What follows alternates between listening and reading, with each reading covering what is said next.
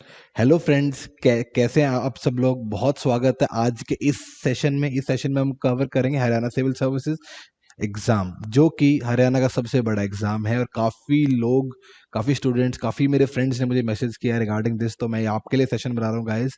तो जो लोग मुझे नहीं जानते, मैं अपने बारे में थोड़ा बता दूँ। My name is Aditya Ranga. Currently I am working as a class tehsildar, जो कि HCS 2019 मैंने जब क्लियर किया था उसके बाद मुझे सर्विस अलॉट हुई थी। तो तकरीबन अब मुझे 1 साल हो गया है। पर्टिकुलर इस सेशन में हम बात करेंगे मेरी क्या स्ट्रेटेजी रही regarding HCS prelims, mains and interview. मैं अपनी पूरी स्ट्रेटेजी, अपने बुक लिस्ट आपके साथ शेयर करूंगा। हम जैसे जैसे आगे बढ़ते जाएंगे, और सबसे इम्पॉर्टेंट बात जो आपके साथ मैं शेयर करूंगा वो ये होगा कि लाइफ आफ्टर सिलेक्शन वो लास्ट में करेंगे। ठीक है, ओके, लेट्स गो। तो सबसे पहले तो मैंने एक चीज़ नोटिस करी, मेरे को काफ़ी बच्चों का, काफ़ी फ्रेंड्स का, और बच्चों जो स्टूडेंट्स रहे हैं जिनसे मैं पिछले 1 साल से इंटरेक्ट कर रहा हूँ, उनका मैसेज आया है कि सर एक ना सोशल मीडिया पे एक लेटर वायरल हो रहा है जिसमें ये लिखा है कि हरियाणा गवर्नमेंट ने HPSC को एक लेटर लिखा है और कुछ पोस्ट दिखा रखे हैं कि भाई आपको एक कंबाइंड सिविल सर्विसेज एग्जाम लेना है हरियाणा के लिए। तो यस, वो लेटर बिल्कुल ऑथेंटिक है। HPSC जल्दी ही नोटिफिकेशन निकाल देगा। तो सबसे इंपॉर्टेंट मैं आपको बताऊं, तो उसके बाद मुझे ये आया कि यार नोटिफिकेशन जब आएगी फिर शुरू करें, कब शुरू करें। तो मेरे ट्रेनर जो थे इन हिपा, जहाँ पे मैंने ट्रेनिंग की है, वहाँ पे वो रिटायर्ड ब्यूरोक्रेट, उन्होंने मुझे एक लाइन बोली थी जो मैं आज आपके लिए बोलूँगा। Late is late, on time is also late, only early is on time. तो हमारे को दूसरों से पहले तैयारी शुरू करनी चाहिए। थोड़ा जल्दी शुरू करना कोई नुकसान नहीं है, बेनिफिट ही होता है। तो इसलिए don't wait for the official notification, start now. हमें जल्दी तैयारी शुरू कर लेनी चाहिए। तो देख लेते हैं फटाफट कि हम इस वीडियो में क्या कवर करने वाले हैं। सबसे पहले हम बात करेंगे एक एग्जाम पैटर्न के बारे में कि क्या चेंजेस आए हैं, और जिन बच्चों को एग्जाम HCS का एग्जाम पैटर्न नहीं पता उनको मैं बता भी दूंगा। सिलेबस क्या, वो सिलेबस में क्या एडिशन हुआ है, जैसे 6 नए ऑप्शनल आए हैं तो उसके बारे में बता दूंगा। मेरी पर्सनल स्ट्रेटेजी क्या रही, मेरी पर्सनल बुक लिस्ट क्या रही, क्या इन्फॉर्मेशन रही, और कुछ थोड़ी सी अपनी गाइडेंस जो मेरे एक्सपीरियंसेस हैं प्रिपरेशन के दौरान, अगर वो आप लोग को अच्छे लगे तो प्लीज़ उनको अपनाने की कोशिश कीजिएगा। तो आगे बात करते हैं। तो एग्ज़ाम जैसे कि ऑलमोस्ट सभी बच्चे जानते हैं कि चाहे वो हरियाणा सिविल सर्विसेज हो या UPSC हो या किसी और स्टेट का सर्विस हो, 3 स्टेज में एग्जाम होता है। स्टेज 1 इज प्रिलिमिनरी एग्जाम, जिसको हम प्रीलिम्स कहते हैं। Stage 2 is mains and stage 3 is interview. Stage 1 prelims में क्या होगा, 2 पेपर होते हैं। एक पेपर होगा GS का, जिस ये जनरल स्टडीज है गाइस, मैं इसको GS हर जगह GS ही बोलूंगा। जनरल स्टडीज है, ये 100 मार्क्स का होगा। और एक CSAT होगा 100 मार्क्स का। तो गाइस यहाँ मेजर अपडेट ये है कि CSAT जो पहले था, दैट इज मेरिट, वो मेरिट उसके मार्क्स काउंट होते थे फाइनल मेरिट में, यानी कि प्रीलिम्स की मेरिट में। बट इस बार से वो UPSC की तरह क्वालिफाइंग हो गया है, तो इसमें मेरिट नहीं बनानी, सिर्फ GS की मेरिट काउंट होगी। और आगे बात करते हैं मेंस में। मेंस में क्या रहेगा गाइस, मेंस में हमारे 4 पेपर होते हैं। इंग्लिश का होगा, हिंदी जो कि लैंग्वेजेस हैं, 100 मार्क्स के पेपर होंगे। उसके बाद GS का एक पेपर होगा जो कि 200 मार्क्स का होगा, और ऑप्शनल होगा एक 200 मार्क्स का। गाइस ये मेजर अपडेट ये है यहाँ पे कि पहले 2 ऑप्शनल होते थे, मैंने भी 2 ऑप्शनल दिए हैं। 150 मार्क्स के होते थे, 150 ईच। अभी 200 मार्क्स का एक ऑप्शनल हो गया है और 200 मार्क्स का GS हो गया है। तो ये मेजर अपडेट है गाइस यहाँ पे। तो थोड़ा सिलेबस के बारे में बात कर लेते हैं। वैसे ये PDF आपको मेरे हमारे टेलीग्राम चैनल पे मिल जाएगी, तो इसमें इतना वो नहीं, बस मेरी आप थोड़ी बात सुनिए कि मैं क्या कहना चाहता हूँ इस सेशन के थ्रू। तो ये सिलेबस है, इसको general science, current affairs, history, geography, culture, polity, economy, Haryana GK, थोड़ा CSAT के बारे में बात कर लें तो उसमें कॉम्प्रिहेंशन आते हैं, लॉजिकल रीजनिंग आती है, मैथ्स आता है, इंग्लिश आता है। ये लिस्ट है कौन से ऑप्शनल अवेलेबल है, जिनमें से आप एक चूज कर सकते हैं मेंस के लिए। और सबसे मेजर अपडेट जो है वो गाइस ये है कि 6 नए ऑप्शनल आए हैं। कौन कौन से देख लेते हैं। ये है anthropology, geology, management, medical science, philosophy and stats. तो ये भी अब ऐड कर दिए हैं HCS के एग्जाम में, आप इन्हें चूज कर सकते हैं। सबसे इंपॉर्टेंट गाइस, यहाँ पे शुरुआत है वो, क्योंकि मुझे काफ़ी मैसेज ये भी आते हैं कि मैं अभी कॉलेज में हूँ, या मैं first year, second year, third year में हूँ, या फिर ग्रेजुएट हूँ, या फिर मैं कोई और तैयारी कर रहा था बट अब मैं सिविल सर्विस की तैयारी करना चाहता हूँ। How to start. तो मैं सबसे इंपॉर्टेंट बताना चाहूँगा यही बात कि basic NCERTs are very good thing to start. आप बेसिक NCERT से शुरू कीजिए। जब भी सिविल सर्विसेज में ये बहुत इंपॉर्टेंट है, बेसिक कंसेप्ट, बेसिक अंडरस्टैंडिंग काफ़ी अच्छी बनाती है एनसीईआरटी। और अगर आप एनसीईआरटी नहीं भी वो नहीं पढ़ते हैं, तो मुझे ऐसा लगता है कि कहीं ना कहीं आपकी अंडरस्टैंडिंग सिलेबस की थोड़ी कम रहती है। तो मेरे अकॉर्डिंग ये मेरी स्ट्रेटजी है, तो मैं अपनी तो मैं बताऊँ, एनसीईआरटी से शुरुआत कीजिए, सबसे अच्छा रहेगा। आपकी लर्निंग धीरे धीरे इंप्रूव होगी। और साथ साथ न्यूज़पेपर, न्यूज़पेपर गाइस बहुत इंपॉर्टेंट चीज़ है। न्यूज़पेपर आपको एक ओपिनियन देता है, एक व्यू देता है, अलग अलग तरह के पर्सपेक्टिव दिखाता है। सपोज आप एक एडिटोरियल पढ़ते हैं, सेम टॉपिक के ऊपर 3-4 बार एडिटोरियल आते हैं। कभी कोई प्रो गवर्नमेंट ऑथर होता है वो लिखता है, कभी कोई एंटी गवर्नमेंट ऑथर होता है वो लिखता है, कभी कोई सेंटर अप्रोच वाला उतरता है वो लगता है। तो इससे काफ़ी फ़र्क पड़ता है। आपको एक नेगेटिव व्यूज़, पॉजिटिव व्यूज़, थोड़े से प्रॉब्लम सॉल्विंग सब पता लगते हैं। और सबसे इंपॉर्टेंट बात, जब आप 3-4 पैराग्राफ्स में से कोई इन्फॉर्मेशन निकालते हैं तो आपकी ग्रास्पिंग पावर बढ़ जाती है। आप एक जगह से इन्फॉर्मेशन कलेक्ट करना सीख जाते हैं, तो न्यूज़पेपर आपको वो भी सिखाता है। पर्टिकुलरली बताना चाहूँ कि मैं कौन सा न्यूज़पेपर वो पढ़ता था, तो वो है इंडियन एक्सप्रेस। इंडियन एक्सप्रेस ही पढ़ता था मैं गाइस। बट एचसीएस के पॉइंट ऑफ व्यू से मैं बोला चाहूँ, लोकल न्यूज़ के लिए आप ट्रिब्यून पढ़ सकते हैं इसके इंडियन एक्सप्रेस के साथ साथ। उसके अलावा वीडियोस काफ़ी लोग देखना पसंद करते हैं, मैं जानता हूँ काफ़ी ज़्यादा ये फेमस चीज़ है कि वीडियोस के थ्रू पढ़ना। तो मैं पर्सनल वीडियोस जो देखता था वो राज्यसभा के बिग पिक्चर की डिबेट्स देखता था। इसमें काफ़ी अच्छे टॉपिक्स पे डिबेट होती है, आप इन पे नोट्स भी बना सकते हैं। इनमें जो व्यूज़ हैं कि एनजीओज के किसी चीज़ को लेके व्यूज़ क्या हैं, या रिटायर्ड ब्यूरोक्रेट के व्यू क्या हैं, पॉलिटिशियन के व्यू क्या हैं, एजुकेशनिस्ट के व्यू क्या हैं, तो ये सब चीज़ें राजसभा टीवी में पता लगती हैं। तो ये भी आप बहुत इन्फॉर्मेशन वाला सोर्स है बिग पिक्चर, आप ये भी देख देख सकते हैं गाइस। अब बात करते हैं स्ट्रैटेजी। स्ट्रैटेजी करंट अफेयर्स के लिए, करंट अफेयर्स दो तरह से कवर करने हैं, एक प्रीलिम्स के लिए और एक मेंस के लिए। प्रीलिम्स और मेंस कैसे बता देता हूँ आपको, थोड़ा सा एग्जांपल देता हूँ। सपोज एक न्यूज़ आती है, पन्ना टाइगर रिजर्व के बीच में से एक रोड निकाल रहा है government to increase the connectivity. ठीक है, तो कनेक्टिविटी बढ़ाने इंफ्रास्ट्रक्चर प्रोजेक्ट है। और तो इसमें प्रीलिम्स के लिए इंपॉर्टेंट क्या हुआ, प्रीलिम्स के लिए इंपॉर्टेंट ये नहीं रोड बन रही है, प्रीलिम्स के लिए इंपॉर्टेंट ये है कि पन्ना टाइगर रिजर्व कहाँ पे है, पन्ना टाइगर रिजर्व किस लिए फेमस है, पन्ना टाइगर रिजर्व कौन से नेशनल पार्क के अंदर आता है, ये सब चीज़ें। और मेंस के लिए आप इसको इस तरह से देखिए कि काफ़ी बार क्वेश्चंस आ जाते हैं, काफ़ी बड़ी डिबेट है एनवायरनमेंट वर्सेस डेवलपमेंट। तो आप अगर आपको नेगेटिव लिखना है इसके बारे में, तो आप ये लिख सकते हैं कि अगर वहाँ रोड बन जाएगी, एयर पोल्यूशन होगा, नॉइज पोल्यूशन होगा, तो जो लोकल हैबिटेट है वो ख़राब होगा। अगर आपको पॉजिटिव लिखना है तो आप ये लिख सकते हैं कि अगर वहाँ से हम रोड निकाल देते हैं तो कनेक्टिविटी और बढ़िया हो जाएगी, इंफ्रास्ट्रक्चर डेवलपमेंट की बात कर लीजिए। तो एक बैलेंस्ड व्यू आप इसके थ्रू इस तरह देख सकते हैं। और करंट अफेयर्स में मैं इसलिए इतना इंपॉर्टेंट मानता हूँ, क्योंकि जीएस का जो मेंस का पेपर था 2019 जो मैंने दिया था, उसमें 80% पेपर, 70 to 80% पेपर जो था वो करंट अफेयर्स बेस्ड था। तो इसीलिए भी मैं करंट अफेयर्स इंपॉर्टेंट मानता हूँ। उसके बाद आता है स्टैटिक पोर्शन। स्टैटिक में तो आप सब जानते हैं, आप पॉलिटी पढ़ रहे हैं, ज्योग्राफी पढ़ रहे हैं, तो आपको कुछ फैक्चुअल क्वेश्चंस होते हैं और कुछ कॉन्सेप्चुअल होते हैं। तो कॉन्सेप्ट ज़्यादातर आजकल वैसे यूपीएससी में तो ओवरलैप कर जाता है, कॉन्सेप्ट भी आ जाता है, थोड़ा रीजनिंग क्वेश्चन भी आ जाता है स्टैटिक को लेके। बट एचसीएस में अभी तक फैक्चुअल क्वेश्चन ज़्यादा आते हैं। और मेंस में आपको बहुत बहुत हेल्प करता है। अगर आपने अच्छे से स्टैटिक पढ़ा है तो आपको आपके जो आंसर्स हैं वो काफ़ी एनरिच हो जाते हैं, अच्छे आंसर लिखते हो आप। ऑप्शनल सिर्फ मेंस के लिए है, उसके बारे में अच्छे से बात करेंगे आगे। तो ये कंबाइंड स्ट्रेटेजी की बात करते हैं। कंबाइंड स्ट्रेटेजी कैसे होगी, divide your day in 3 part. जैसे मैं करता था, मैं अपना दिन 3 पार्ट्स में डिवाइड करता था। सबसे पहले मैं पढ़ता था, मैंने उस ऑर्डर में लगाया जिसमें मैं पढ़ता था। आप इसको रीअरेंज कर सकते हैं, कोई करंट अफेयर्स सुबह पढ़ता है, कोई शाम को दोपहर में, it's up to you guys. तो करंट अफेयर्स सबसे पहले मैंने पढ़ा। करंट अफेयर्स मैंने न्यूज़पेपर लिया, न्यूज़पेपर को 2.5-3 घंटे में रीड कर लिया। उसमें से जो इन्फॉर्मेशन मुझे चाहिए थी, जो रेलेवेंट फॉर द एग्ज़ाम है, वो मैंने निकाल ली, उसके नोट्स बना लिए। और उससे रेलेवेंट कुछ अगर मुझे सर्च करना है वो कर लिया, तो मेरा एक एक जो पार्ट है वो कवर हो जाता है। उसके बाद हम बात करेंगे स्टैटिक जीएस की। जीएस में आप एक कोई भी एक सब्जेक्ट चूज कर सकते हो। आप पॉलिटी करो, ज्योग्राफी करो, या फिर आप हिस्ट्री करो, इकोनॉमिक्स करो, वो आपके ऊपर है। इसमें आप ऐसे कर सकते हो कि जैसे सपोज आपने पॉलिटी पढ़ा, तो पॉलिटी पर 2.5-3 घंटे पढ़ने के बाद आप जो प्रीवियस ईयर पेपर है, वो चाहे वो यूपीएससी का है, स्टेट सिविल सर्विसेज का है, उनमें ये देखिए कि पॉलिटी किस तरह के क्वेश्चन आए हैं, आप उनको सॉल्व करके देखिए। आप प्रीवियस ईयर क्वेश्चन देखने से आपको एक ये भी आइडिया मिलता है किस तरह के क्वेश्चन पूछे जाते हैं। तो वो भी काफ़ी अच्छे गाइड करते हैं, प्रीवियस ईयर क्वेश्चन पेपर भी अच्छा गाइड करते हैं एक सब्जेक्ट की अप्रोच को लेके। उसके बाद बात करेंगे ऑप्शनल के बारे में। एचसीएस के पॉइंट ऑफ व्यू से काफ़ी इंपॉर्टेंट है, क्योंकि जीएस का पेपर एक है और ऑप्शनल भी एक है। ऑप्शनल में आपको कहीं ना कहीं आप एक्सपेक्ट कर सकते हो, टारगेट कर सकते हो कि यहाँ से इतना आ सकता है। तो अब मैं थोड़ा सा, मैंने खुद पर्सनली ज़्यादा जो महत्व दिया वो मैंने ऑप्शनल को दिया। ऑप्शनल में मैं कैसे कवर करता था कि जैसे सपोज मैंने एक टॉपिक पढ़ा, उस टॉपिक को मैंने कंप्लीट एक मॉडल आंसर में लिखा।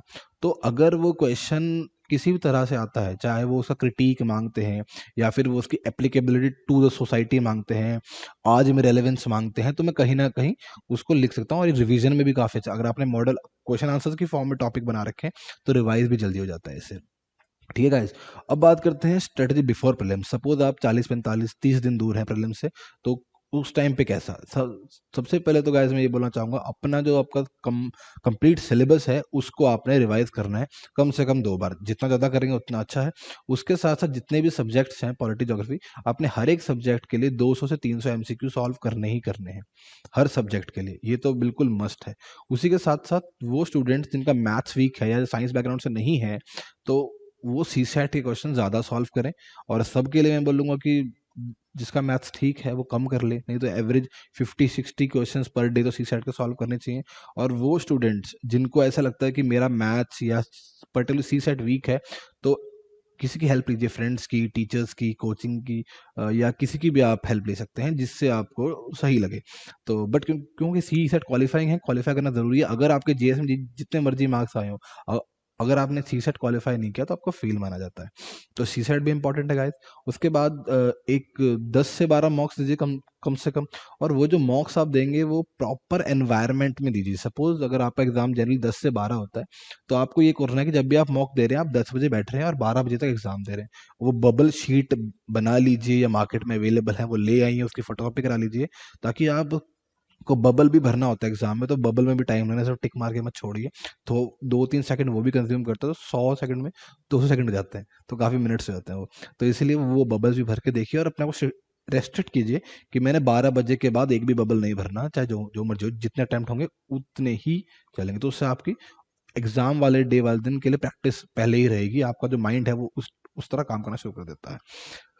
उसके अलावा लास्ट के 6 7 डेज में कोई नया मॉक नहीं देना है गाइस। ये मेरा पर्सनल एक्सपीरियंस है। मैंने 3 दिन पहले एक मॉक दे दिया था प्रीलिम से पहले, और उसमें मेरे मार्क्स काफ़ी नीचे चले गए थे, जिसकी वजह से मैं डिमोटिवेट हो गया और मेंटली काफ़ी तंग हो जाता है इंसान कि अभी कल परसों यार एग्ज़ाम है और मैं इतने गंदे मार्क्स लेके आ रहा हूँ। तो कोई नया मॉक नहीं, सिर्फ पुराने जो आपने मॉक्स दिए हैं सॉल्व कीजिए उनको बस, और कुछ भी नहीं। उनमें अपनी गलतियाँ देखिए और उनको रिवाइज करिए, दैट्स इट। उसके अलावा और कुछ नहीं करना है, ठीक है गाइस। तो फ्रेंड्स, अब मेंस, अब प्रीलिम्स क्लियर हो गया है, मेंस के ऊपर आए। मेंस में आके फिर आप अपने जो दिन को 3 पार्ट्स में डिवाइड कीजिए। स्ट्रेटेजी लगाएंगे हम, किस तरह से करेंगे।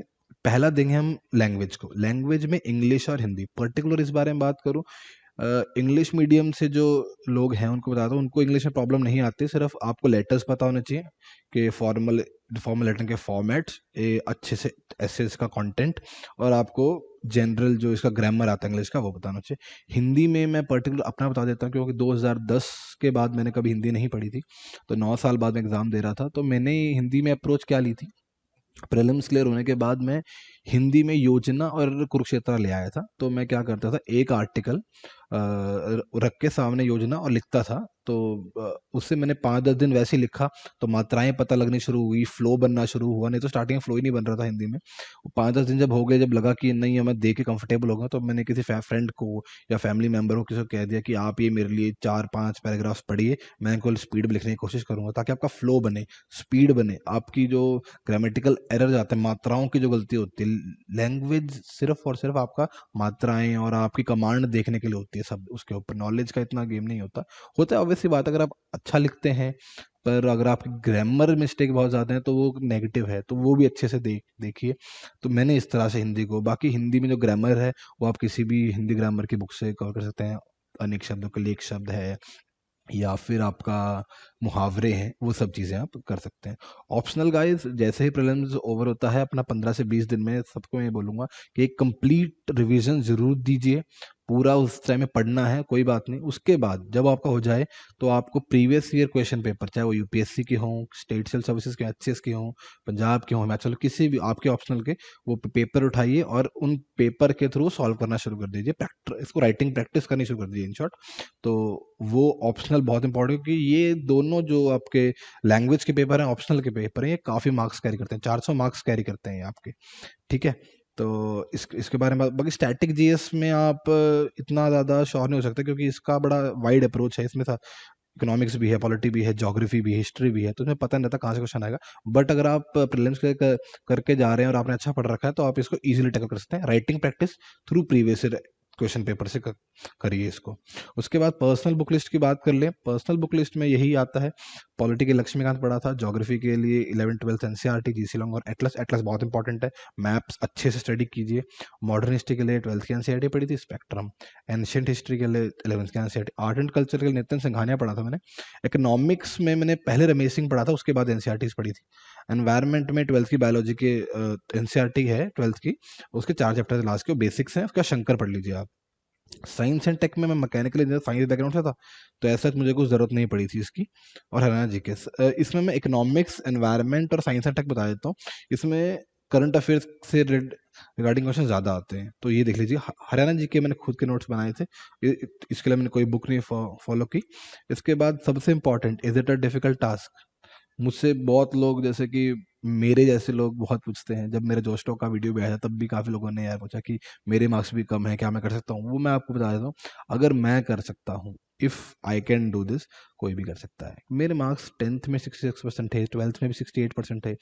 मैकेनिकल इंजीनियरिंग में मेरी 17 रीअपीयर्स आई थी, सप्लीज आई थी। उसके बावजूद भी अगर मैं यहाँ से बैठ के बात कर रहा हूँ, तो आप भी बात कर सकते हैं, इसमें कोई दो राय नहीं है। सिर्फ आपको क्या करना है, डेडिकेशन, आपको अपने मेहनत करनी है अच्छे से, आपको अच्छे से हार्ड वर्क करना है, आपको डेडिकेटेडली मेहनत करनी है, सिलेबस ओरिएंटेड मेहनत करनी है, एग्जाम ओरिएंटेड मेहनत करनी है।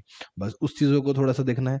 और अगर आपको फिर भी लगता है कि थोड़ा सा, अगर मेरे बारे में जैसे कि बताना चाहूँगा कि अगर फिर भी लगता है कि नहीं यार मैं नहीं कर सकता, तो एक मेरा जोश टॉक पे एक वीडियो है, वो आप वीडियो ज़रूर देखिए। मैंने उस वीडियो में पढ़ाई के अलावा भी अपनी काफ़ी सारी बातों को बताया, अपनी लाइफ के बारे में क्या मेरे को प्रॉब्लम्स आए, तो आप प्लीज़ वो भी देख सकते हैं। उसके बाद सबसे इंपॉर्टेंट आता है life after selection. Life after selection की बात करते हैं कि किस तरह का फील होता है, कैसा है।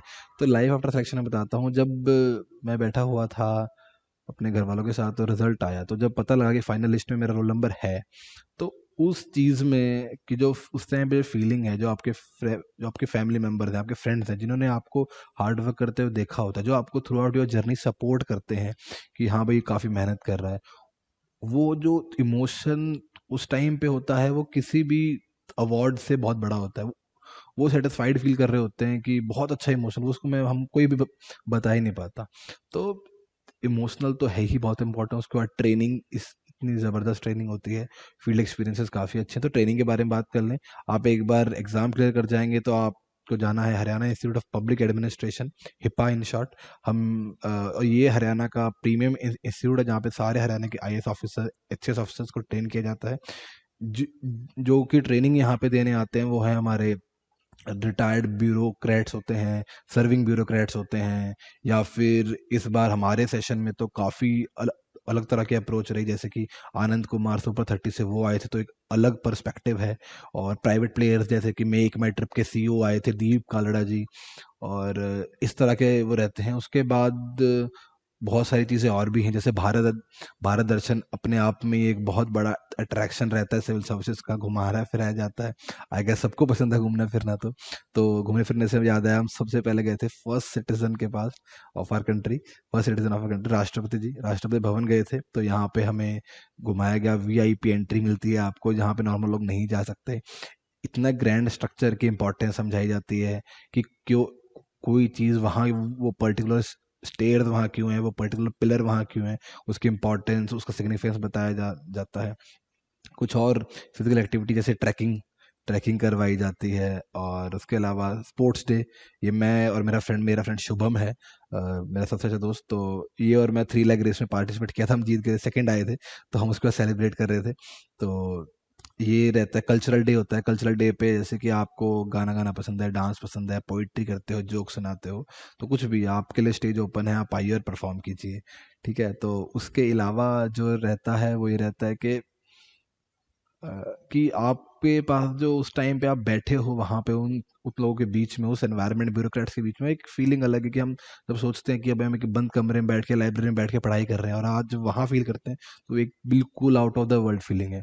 और ऑब्वियस सी बात है, ब्यूरोक्रेट बनोगे तो पावर एंड अथॉरिटी, ये फोटो पावर एंड अथॉरिटी को दर्शाती है, बट रिस्पॉन्सिबिलिटी बहुत ज़्यादा है। जैसे कि बताऊंगा, जब मेरी फील्ड एक्सपीरियंस शुरू हुआ और आफ्टर ट्रेनिंग मुझे पानीपत पोस्ट किया किया मैं लकी मानता हूँ कि उस टाइम लॉकडाउन हुआ था और जो गवर्नमेंट के रूल्स एंड पॉलिसीज थी उसको एग्जीक्यूट करने में मैं भी अपना रोल निभा पाया। मैं पानीपत में पोस्टेड था।